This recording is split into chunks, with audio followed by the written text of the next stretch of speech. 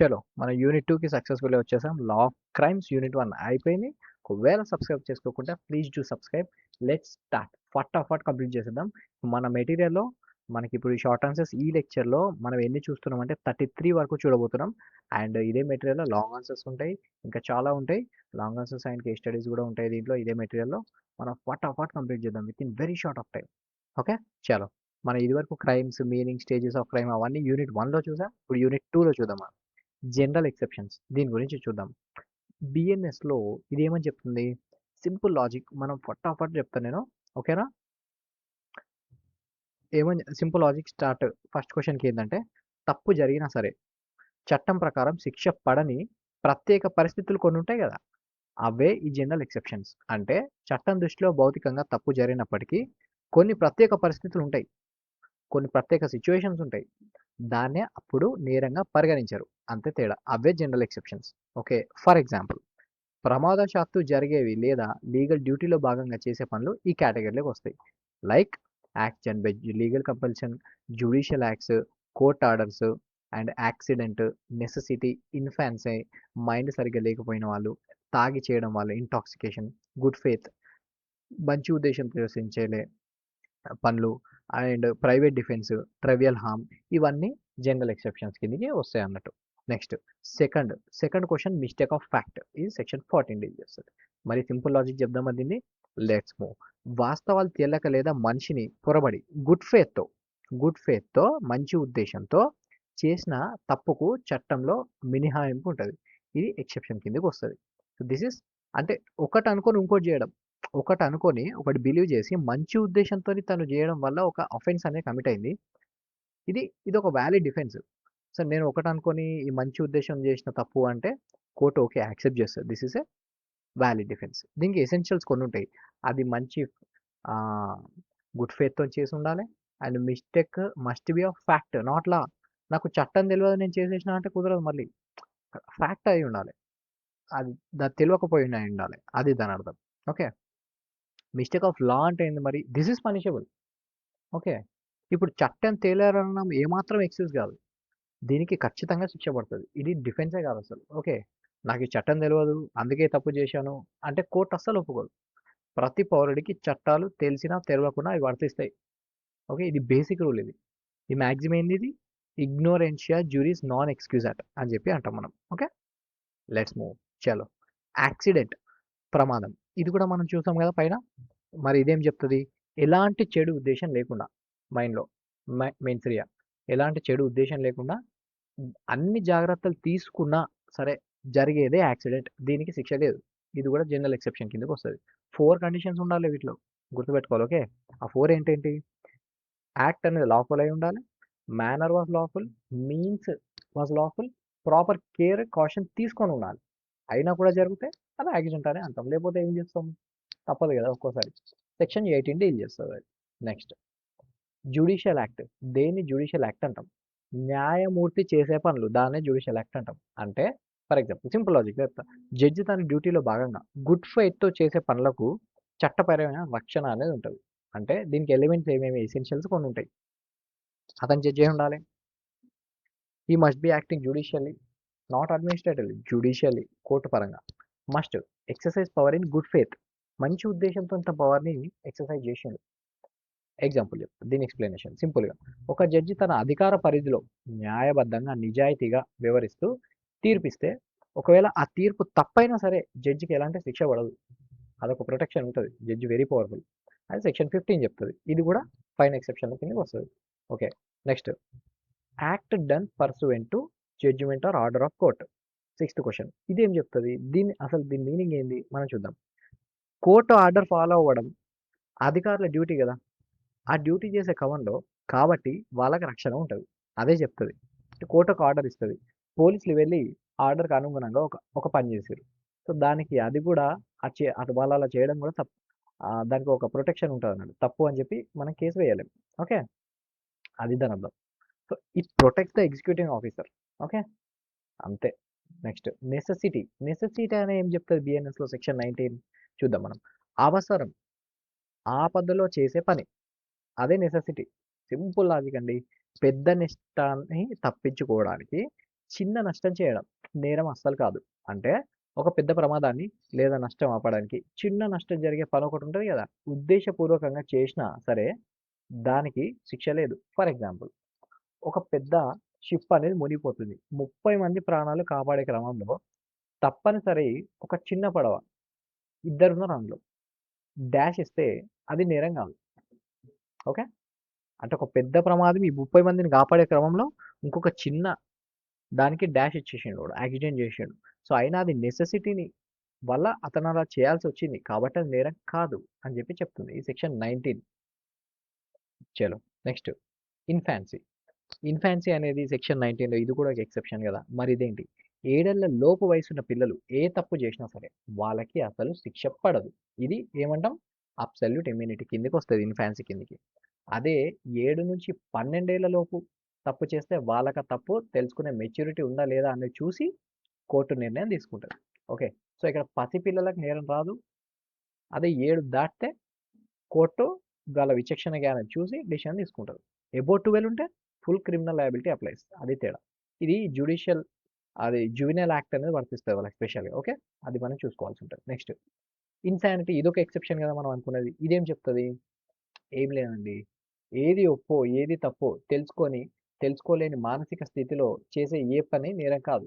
అట్లాంటి వ్యక్తి ఉంటాడు గదా! మానక మానసిక స్థితి సరిగ్గా లేకపోవడం, పిచ్చి వ్యక్తి. వాళ్ళు చేసే పని ఇది.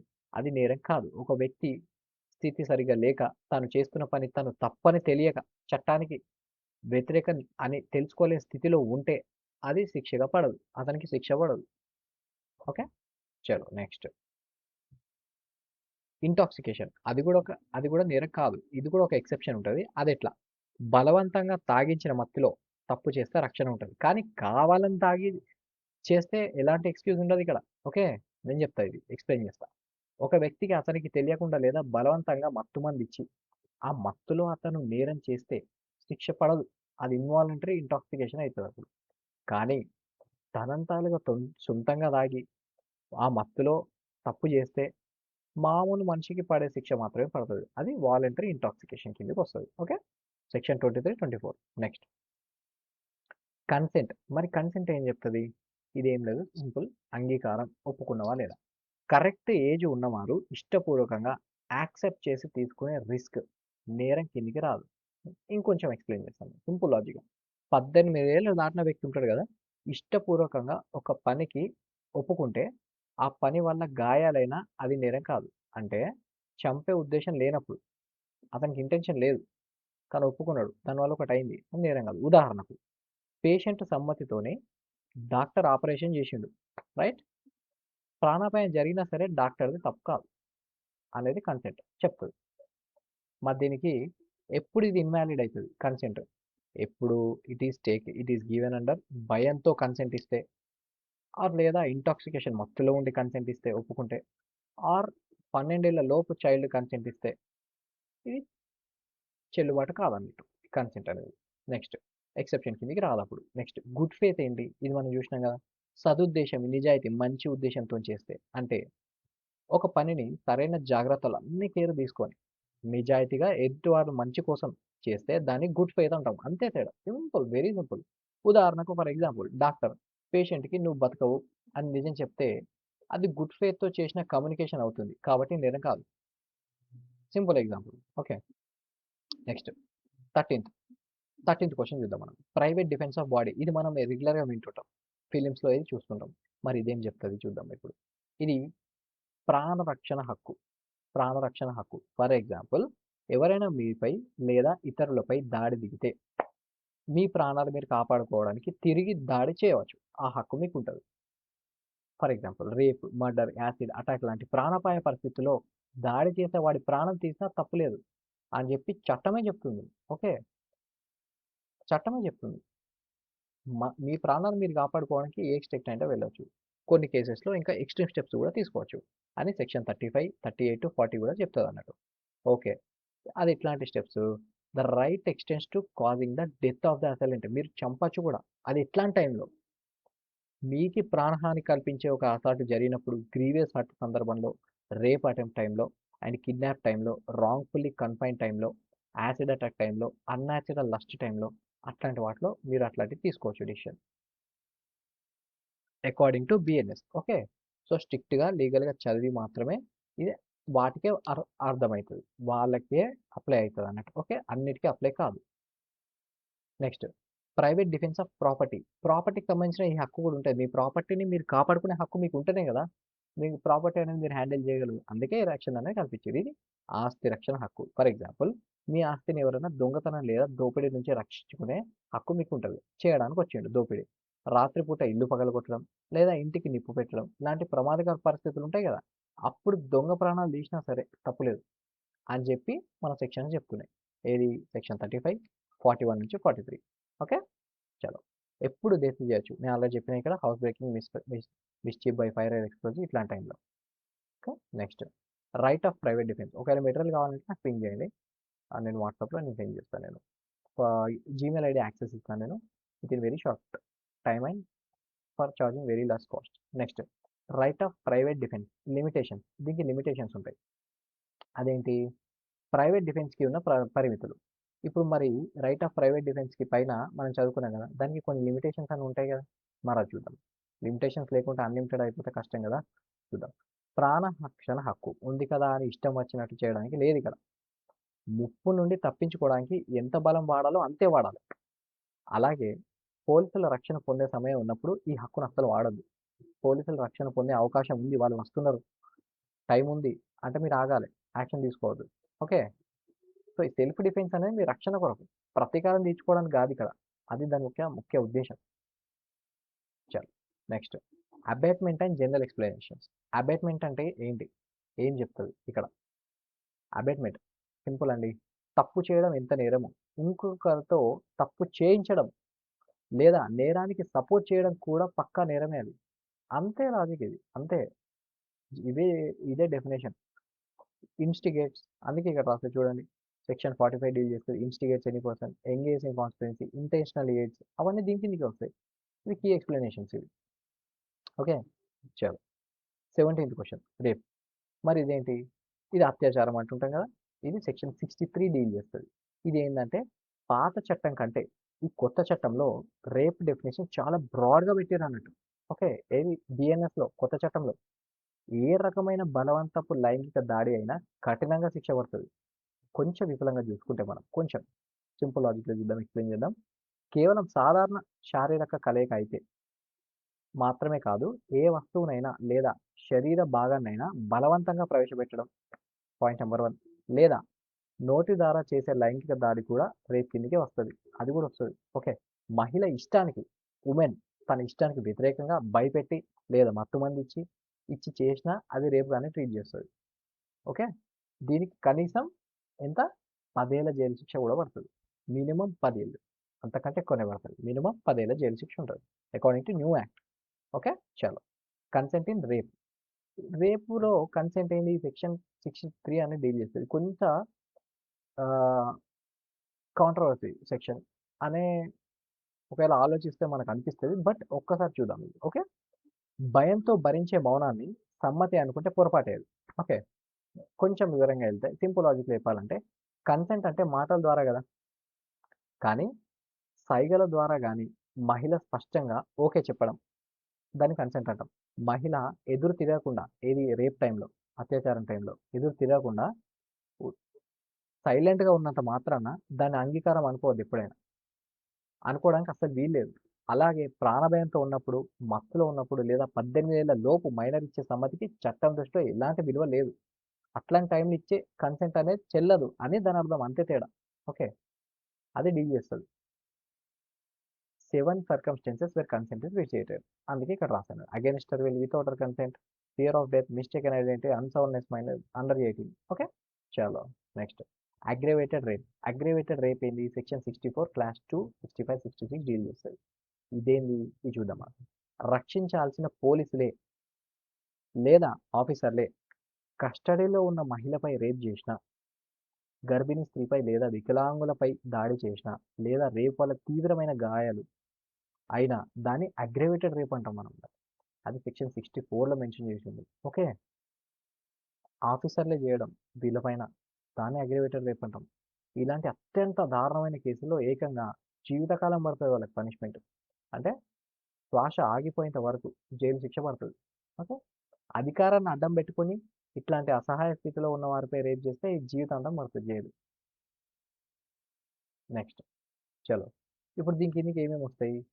అగ్రివేటెడ్ ఫార్మ్స్లో రేప్ బై అది హాస్పిటల్ స్టాఫ్ కావచ్చు, ఆర్మ్డ్ ఫోర్సెస్ కావచ్చు, పబ్లిక్ సర్వెంట్ కావచ్చు, పోలీస్ కావచ్చు, and on women incapable of consent కావచ్చు, ప్రెగ్నెంట్ ఉమెన్ కావచ్చు, వీళ్ళందరూ అవన్నీ ఇట్లాంటి సెక్షన్స్ దీని కిందకి వస్తాయి. ఓకే.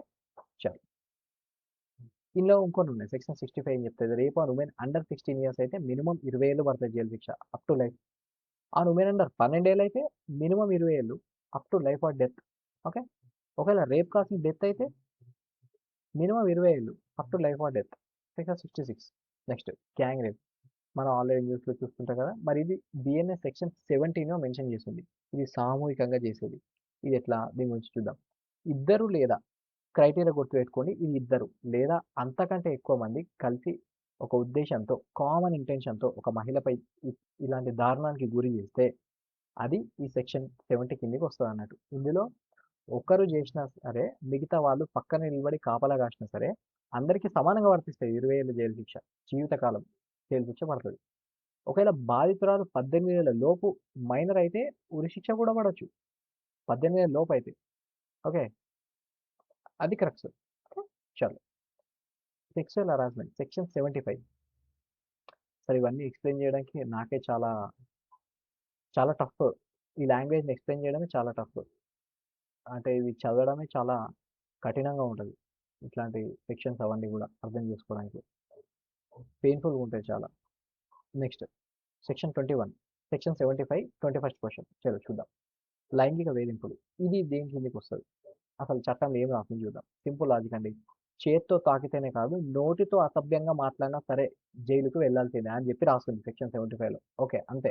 ఒక పురుషుడు ఫర్ ఎగ్జాంపుల్ ఒక బాయ్ ఉన్నాడుగా, మహిళను కావాలని అసభ్యంగా తాకడం, ముట్టుకోవడం, లైంగిక కోరికలు తీర్చమని అడగడం, ఊకే మెసేజ్ చేయడం, అట్లాంటివి చేయడం, ఆమెకి ఇష్టం లేకుండా సరే వీడియోలు తీసి చూపించడం, బ్లూ ఫిలిమ్స్ అట్లాంటివి చూపించడం, లేదా డబుల్ మీనింగ్ డైలాగులు కొట్టడం, అట్లాంటివి చేసినా కూడా లైంగిక వేధింపులు కిందికే వస్తాయి. అవన్నీ సెక్షన్ 75 కిందికే వస్తాయి. దీనికి ఎంత జైలు శిక్ష పడవచ్చు? 1 నుంచి 3 ఏళ్ల లోపు వరకు జైలు శిక్ష పడచ్చు. దీన్ని మనం సెక్సువల్ హరాస్మెంట్ అంటాం. ఓకే. వాయరిజం అంటే ఏంటి? మనం వింటుంటాం కదా. మరి ఇదేంటి? దొంగచాటుగా చూడటం, దాన్ని వాయరిజం అంటాం. ఫర్ ఎగ్జాంపుల్, మహిళలకు ప్రైవసీకి భంగం కలిగిస్తూ దొంగచాటుగా వీడియోలు తీయడం, వాటిని సోషల్ మీడియాలో పెట్టడం చాలా పెద్ద నేరం. ఓకే. ఫోటోలు తీయడానికి ఒప్పుకున్నాక వాటిని ఆమెకి తెలియకుండా వేరే వాళ్ళకి షేర్ చేసినా అది కూడా ఈ నేరం కిందకి వస్తుంది. ఓకే. ఓకే. అండ్ దీనికి ఉంటుంది పనిష్మెంట్ ఎంత? ఫస్ట్ కన్విక్షన్ మన పైన దాని లెక్కనే ఇది కూడా 1 to 3 years ప్లస్ ఫైన్ పడవచ్చు అన్నట్టు పనిష్మెంట్. సెకండ్ది అయితే 3 to 7 years పట్టచ్చు. రిపీట్ ఆఫెండర్స్ ఉంటారు వాళ్ళకి ఇది. మరి స్టాకింగ్ అంటాం కదా. స్టాకింగ్ అని ఎవరిపైన కేసు పెట్టచ్చు చూద్దాం. ఇప్పుడు ఫర్ ఎగ్జాంపుల్ మహిళ అంటది, గర్ల్ అంటది, నాకు ఇష్టం లేదు అని చెప్పాక కూడా ఆమెను రియల్ లైఫ్లో లేదా డిజిటల్ లైఫ్లో ఫాలో అయితే జైలుకి అయ్యి స్టాకింగ్ అంటారు దాన్ని. ఓకే. దీని కూడా శిక్ష పడుతుంది. ఎంతవరకు? 3 ఏళ్ల వరకు వాడచ్చు వాళ్ళకి శిక్ష. ఇది ఎన్నో రాస్తుంది? సెక్షన్ 78లో. ఓకే. డెఫినేషన్ ఏముంది?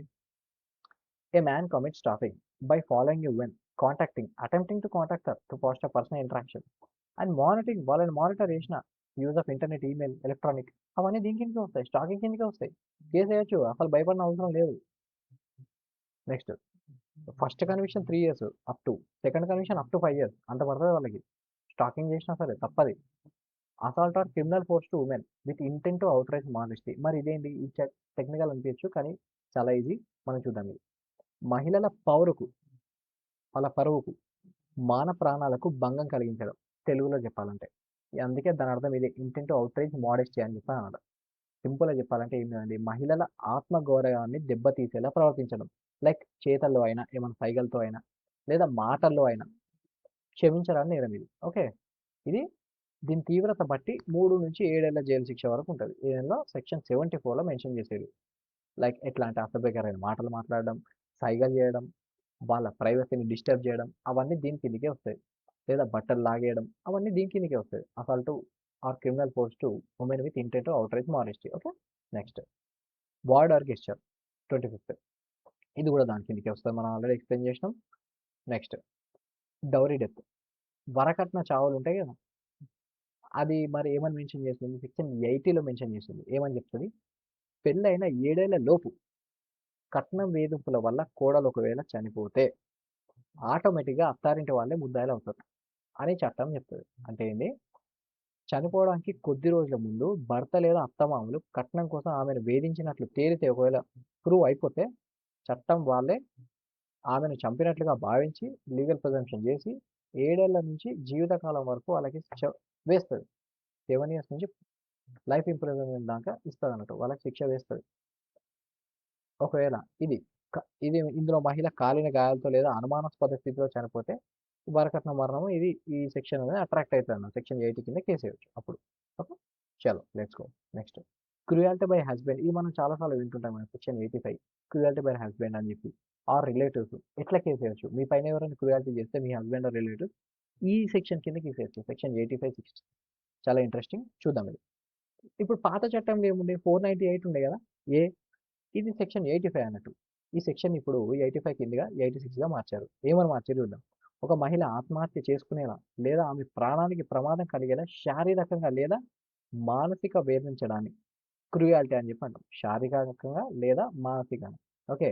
కట్నం కోసం అదనపు డిమాండ్ చేస్తూ వేధించిన అది కూడా దీని కిందకే వస్తుంది. ఓకే. దీని కిందకి పెట్టొచ్చు ఈ సెక్షన్ గృహహింస.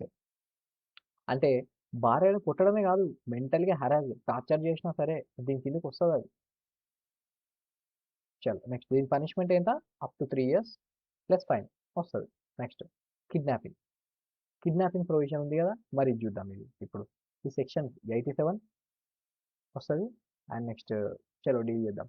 సెక్షన్ 87 ఏం లేదండి. కిడ్నాపింగ్ ఫర్ మ్యారేజ్ అనే ఆన్సర్‌కి ఏంటంటే ఎవరైతే బలవంతంగా పెళ్లి చేసుకోవడానికి కిడ్నాప్ చేయడం వాళ్ళకుంటది కదా!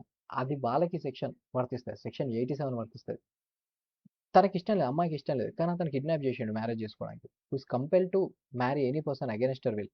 Forced, seduced to illicit intercourse చేసినా దీనికొస్తది. ఇది ఇంప్రిజన్‌మెంట్ అప్ టు 10 ఇయర్స్ ఇది. అప్ టు 10 ఇయర్స్ వరకు పోవచ్చు punishment. Not minimum 10 years up to 10 years గుర్తుపెట్టుకోవాలి. Okay.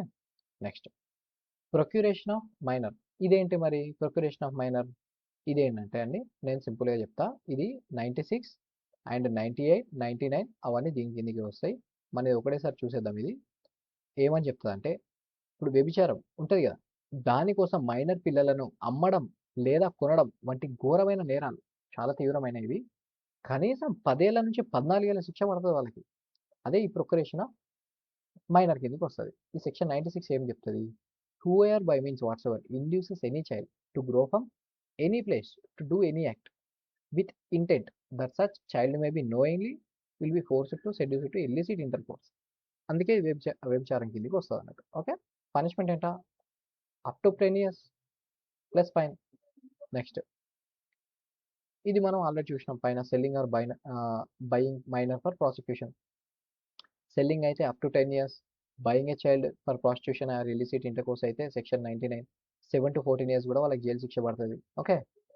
Next trafficking of persons, human trafficking ఇది కూడా చాలా డేంజర్ ఉంది క్రైమ్ ఇది. మరి సెక్షన్ 143 డీల్ చేస్తది. మరి ఇదేం చెప్తది ఇది సెక్షన్ 143 ఏం చెప్తది? ఎవరినైనా మోసంతో సింపుల్ లాజిక్ అండి నేను సింపుల్‌గా చెప్తా. ఎవరినైనా మోసంతో లేదా బలవంతంగా కిడ్నాప్ చేసి అట్లాంటి పనులు వ్యభిచారంలో లేదా అవయవాలమ్మే ముఠాలకు అప్పగించడాన్ని హ్యూమన్ ట్రాఫికింగ్ అంటాం. ఓకే. ఇందులో బాధితుల సమ్మతికి విలువ లేదు. ఓకే. కన్సెంట్ లేదు ఇది వాళ్ళ సమ్మతికి. నేరస్తులకు జీవితకాలం శిక్ష ఖాయం. వాళ్ళకి జీవితకాలం పడుతుంది శిక్ష. ఎక్స్‌ప్లాయిటేషన్ ఇట్లా చేస్తే. ఓకే. చలో అండ్ పనిష్మెంట్ ఇట్లా డిఫరెంట్ ఉంటాయి. బేసిక్ ట్రాఫికింగ్ అయితే 7 to 10 ఇయర్స్, చైల్డ్ ట్రాఫికింగ్ అయితే 10 ఇయర్స్ నుంచి మినిమం 10 ఇయర్స్ నుంచి లైఫ్ దాకా పోవచ్చు. ఒక్క పర్సన్ కంటే ఎక్కువ ట్రాఫికింగ్ చేస్తే 10 ఇయర్స్ కంటే ఎక్కువ పోవచ్చు. అవన్నీ దీనికి వస్తాయి. రిపీటెడ్ కన్విక్షన్ అయితే లైఫ్ ఇంప్రిజన్మెంట్ పక్కా. ఒకవేళ public servant police officer involve అయితే అది కూడా లైఫ్ ఇంప్రిజన్మెంట్ పక్కా. ఓకే. ఆఫెన్సెస్ అగైన్స్ట్ చిల్డ్రన్ మరి ఇది ఎలా ఉంటుంది? కొత్త చట్టంలో ఇది చాలా ముఖ్యమైన మార్పులు చేశారు. సెక్షన్ 32, సెక్షన్ 20, 93 అవన్నీ అఫెన్సెస్ రిలేటెడ్ చైల్డ్. మన చైల్డ్ మనం ఇదివరకు పైన చదువుకున్నాం కదా! బిలో 7 చేస్తే వాళ్ళకి అబ్సల్యూట్ ఇమ్యూనిటీ అనేది ఉంటుంది. నెక్స్ట్ ఒకవేళ 12 ఏళ్ల లోపు చైల్డ్‌ని ఎక్కడైనా వదిలేసిపోతే వాళ్ళకి 7 ఏళ్ల జైలు శిక్ష పడతది. అట్లా వదిలేయక లేదు. అండ్ చిన్నపిల్లలు ఎవరైనా హైర్ చేసి వాళ్ళతో ఏమైనా క్రైమ్ చేయించినా మరి వాళ్ళకి 3 నుంచి 10 ఏళ్ల జైలు శిక్ష పడుతుంది. ఓకే, పిల్లల్ని అమ్మినా కొన్న ప్రాస్టిట్యూషన్ కొరకు 10 ఏళ్ళ జైలు శిక్ష, 7 ఏళ్ల జైలు శిక్ష పడుతుంది. Okay, and kidnapping child under 10, 10 ఏళ్ల లోపు టు స్టీల్, దొంగతనం చేయడానికి 7 ఏళ్ల జైలు శిక్ష పడుతుంది. ఇవన్నీ ఉంటాయి అన్నట్టు. ఇది ఒకసారి చూడండి. 18 ఇయర్స్ లోపు వాళ్ళకి గ్యాంగ్ రేప్ చేస్తే లైఫ్ ఆర్ ఇంప్రిజన్మెంట్, డెత్ ఇవి వర్తిస్తాయి. ఇన్ని గనం ఉన్నాయి అన్నట్టు sections. Okay, next recent developments ఏమైనాయి మనకి, ముఖ్యమైన డెవలప్మెంట్స్ ఏమైనాయి రేప్ లాలో చూద్దాం మనం. కొన్ని డెవలప్మెంట్స్ అయినాయి, వెరీ ఇంపార్టెంట్, ఇవి చూడాలి మనం. Okay, section 69 very important. ఇది మాయ మాటలు చెప్పి వాళ్ళతోని సెక్షువల్ ఇంటర్ కోర్స్కి చేస్తే, శృంగారం చేస్తే, పెళ్లి చేసుకుంటారని అబద్ధం మాటలు చెప్పి హామీ ఇచ్చి మోసం చేసి శారీరక కలయికకు పాల్పడితే దానికి 10 ఏళ్ల జైలు శిక్ష పడుతుంది. అది సెక్షన్ పెట్టారు, ఇదివరకు లేకుండే. ఇది సెక్షన్ 63 డీల్ చేస్తుంది. ఇది ఏది సెక్షన్ 69, సారీ. అండ్ మిగతా సెక్షన్స్ మనకు ఇది deceitful means falseful promise of marriage section 69. ఇది మనం సెక్షన్ 38 చూద్దాం. ఇది యాసిడ్ అటాక్, ఇది చూద్దాం. ఎవరైనా యాసిడ్ పోయడానికి వస్తే సెల్ఫ్ డిఫెన్స్లో వాళ్ళ ప్రాణం తీసేయచ్చు, అది చేసినా తప్పు లేదు అని చెప్పి ఇందులో మెన్షన్ చేసి ఉంది. ఓకే, నెక్స్ట్ ఇది చూద్దాం. రిపీట్ అఫెండర్స్, రేప్ కేసులో ఒకసారి జైలుకు వచ్చి మళ్ళీ అదే తప్పు చేస్తే జీవితకాలం జైలు లేదా ఉరిశిక్ష పక్కా వాళ్ళకి. మళ్ళా డెఫినేషన్, రేప్ యొక్క డెఫినేషన్ అనేది ఎక్స్పాండ్ చేశారు. ఇందులో ఓరల్ సెక్స్ కూడా పెట్టారు, అండ్ ఆబ్జెక్ట్స్ ఇన్సర్షన్ కూడా పెట్టారు, మ్యానిపులేషన్ అవన్నీ కూడా పెట్టారు అన్నమాట. Not just penile vaginal penetration, ఇవి కూడా పెట్టారు. Okay, and gang rape of minor, death penalty వాళ్ళకి పక్కా, ఇది ఒక చేంజ్ వచ్చింది మనకి. And rape causing vegetative state, అంటే వాళ్ళు ఎప్పుడు ఇది ఏ విధంగా చెప్పాలంటే ఒకవేళ అది జరిగిన తర్వాత వాళ్ళు ఇలాంటి బాడీ అనేది జీవోత్సవంలో మారిపోతుంది అన్నట్టు. సెక్షన్ 66 డీల్ చేస్తుంది. ఇవి ఎక్స్ప్లెయిన్ చేస్తేనే చాలా కఠినంగా ఉంది, చాలా టఫ్ ఉంది నాకే, చాలా వెరీ గా ఉంది ఎక్స్ప్లెయిన్ చేయడమే. మినిమం వీళ్ళకి 20 ఇయర్స్ జైలు శిక్ష పడుతుంది. అండ్ ఒకవేళ రేప్ కేసులో ఒకవేళ ఎఫ్ఐఆర్ చేయకుంటే వాళ్ళకి ఎట్లా పడుతుంది, 6 నెలల నుంచి 2 ఏళ్ల జైలు శిక్ష పడుతుంది if the police fail to record information for offences. Okay, చాలా ఇది అయిపోయింది మనకి. Long answers and case studies ఉంటాయి ఈ మెటీరియల్లో. మీకు కావాలంటే నాకు వాట్సాప్లో పింక్ చేయండి. అయిపోయినాయి మరి. ఎన్ని చూసినాం, 33 ఆన్సర్స్ చూసినాం 28 క్వశ్చన్స్లో. సబ్స్క్రైబ్ చేసుకోండి, మిగతా యూనిట్స్ కూడా రాబోతున్నాయి. Thank you. డిస్క్రిప్షన్లో మన గ్రూప్ లింక్ ఉంటుంది, యూ కెన్ జాయిన్ వాట్సాప్ గ్రూప్లో. అలా అప్డేట్స్ ఇస్తూ ఉంటాను.